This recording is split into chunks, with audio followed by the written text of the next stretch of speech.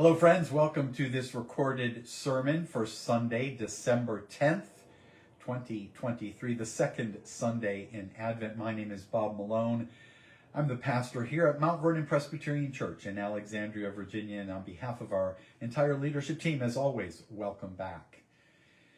Just a heads up, for the next 2 weeks, my sermon is going to be a little shorter than usual. Some of you may actually appreciate that, simply because we have a lot going on in worship. We have Music Sunday today, we have Preschool Sunday next week, and so this is a very busy time. There's nothing like worship in the month of December, especially when you can gather in person. So if you are able, I would encourage you, as always, to join us right here at 10:30.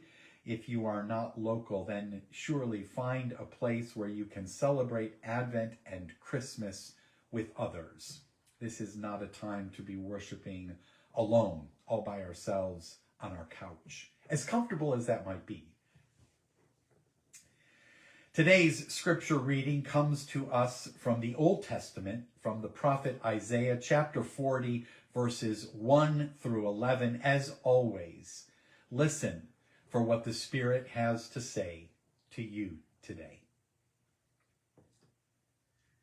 Comfort, oh, comfort my people, says your God.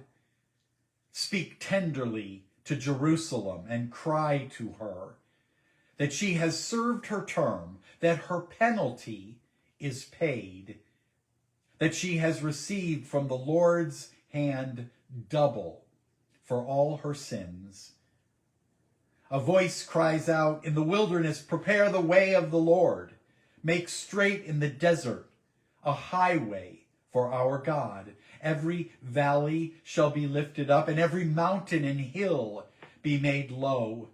The uneven ground shall become level, the rough places a plain.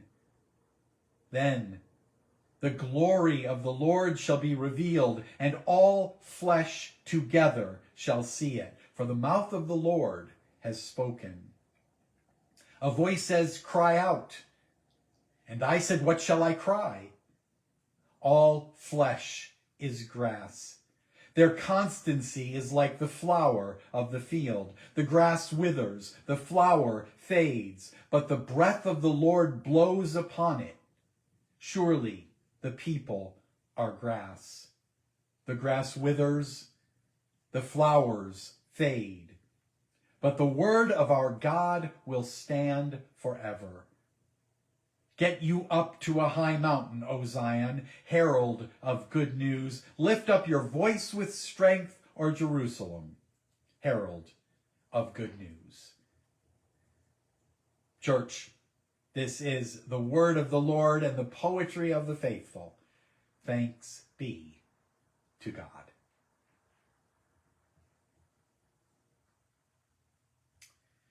Few things communicate the love that is Christmas like the music of Christmas. This morning's prelude for four hands that our musicians will be playing for us here on site has lyrics that go like this. Love came down at Christmas. Love all lovely. Love divine. Love was born at Christmas. Star and angels gave the sign.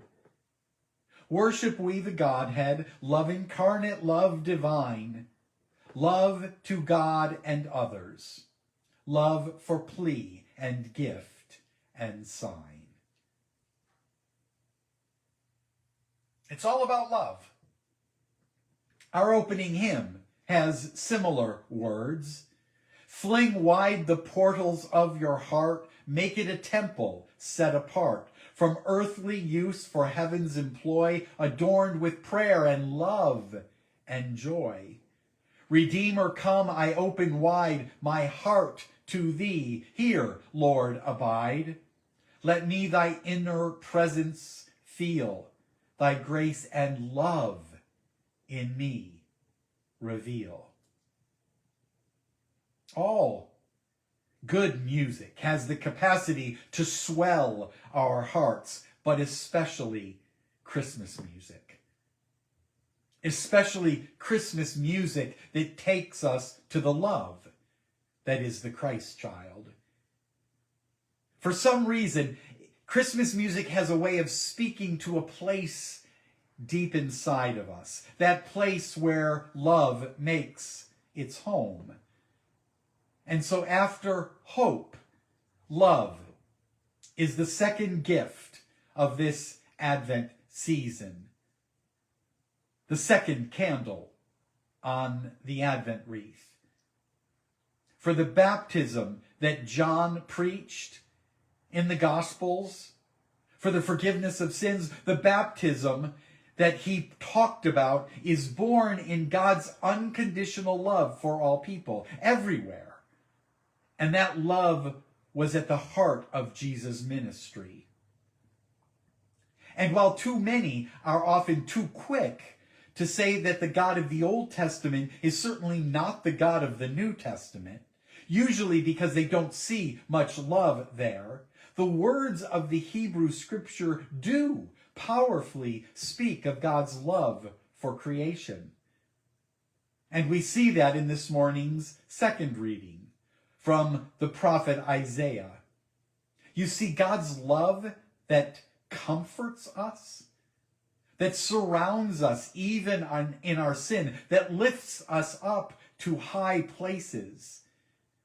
Love that cares for us just as a shepherd cares for her lambs. That's a powerful image. And Isaiah employs that imagery all in an attempt to point to the love that is God.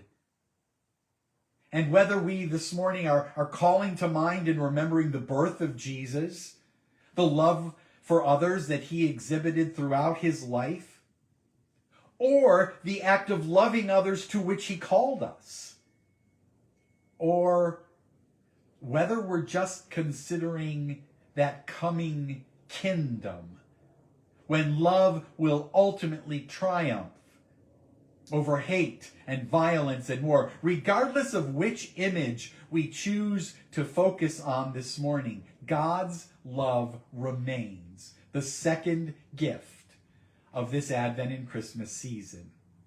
And again, the music of Christmas reminds us.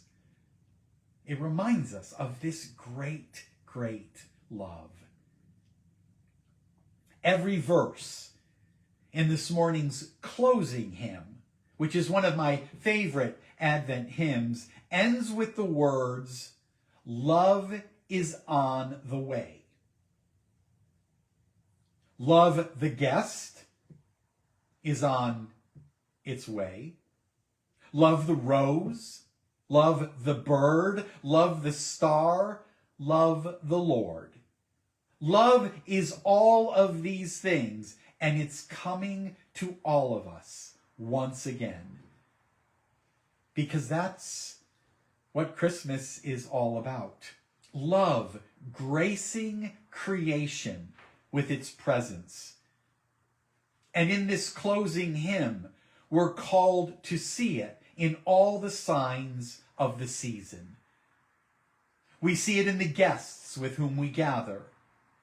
We see it in creation, in the flowers and the birds and the stars. And we see it most powerfully in the Christ child, Jesus, God in the flesh. A love so great that it came among us to truly save us, to truly save our world from all things hateful.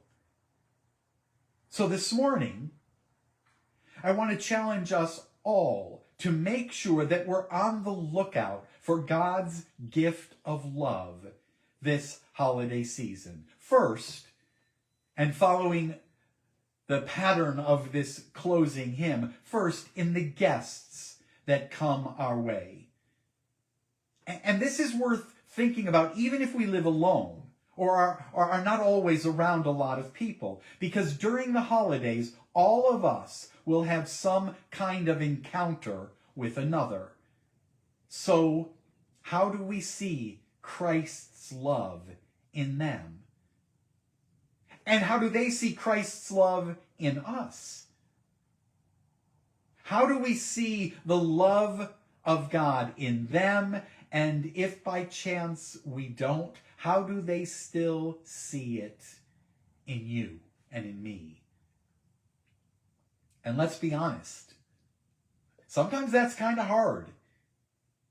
We often are so easily offended when others fail to show us the love that is Jesus. But how are we showing them that same love? Relationships and community, they're always a two-way street. That old saying really is true. If we want to have a friend, we need to be a friend. So, who are you befriending this holiday season? Who are you seeking to make your guest? Inviting them over for a cookie and a cup of coffee, perhaps for a glass of wine. Who are you giving a call to, or sending a text or a card? How are you seeing the love that is God in your guests this Advent and Christmas season? Are you allowing them to see the love of God in you as well? Second, after seeing the love of Jesus in our guests, how are we seeing God's love made visible in creation? And here, I'm not just talking about nature. Yes, surely we do see God's love there in the sunrise and sunset, in that bright red color of a cardinal sitting on a brown branch, or in the berries of a holly tree. We can certainly see God's love in the falling snow, if that by chance ever happens here, in the shining stars on a crisp, clear evening. I saw this love yesterday morning as Venus hung just above and to the left of the crescent moon before daybreak. But seeing God in creation also includes seeing God in the work of our hands. That too is a creation where God's love becomes visible. In the lights of a Christmas tree, in a simple creche with mother and child, or, as I've already indicated, in the beautiful music of this season. How, friends, are you witnessing God's love in creation this year? Are you paying attention? Or are you so caught up in the busyness of Christmas or in your phone that you're failing to see God's love all around us? Finally, and perhaps most importantly, how are you seeing the love of God in the Christ child? In Mary's humility, in Joseph's obedience, in the simple birth of a baby? How are you seeing God's love not just in that baby, but in the man, Jesus, the one who grows up to defend the prostitute, to forgive the tax collector, to heal the leper? Because however you see Jesus, whether the divine Son of God or just a character in some ancient story, don't miss the love. Because it's everywhere, regardless of your perspective. So are you seeing it? This love. Because that love is why we still talk about Jesus today. It's why we still celebrate his birth today. Friends, the second gift of the Advent and Christmas season is love. And what could be more important than that? So again, receive the messages in the music of the season. And in the words of our closing hymn today, people look east. Look to the rising sun and receive again. Receive again all the light and love that is Christmas. May you continue to enjoy this Lenten season, friends, and I look forward to seeing you right back here next Sunday morning. Until then, peace.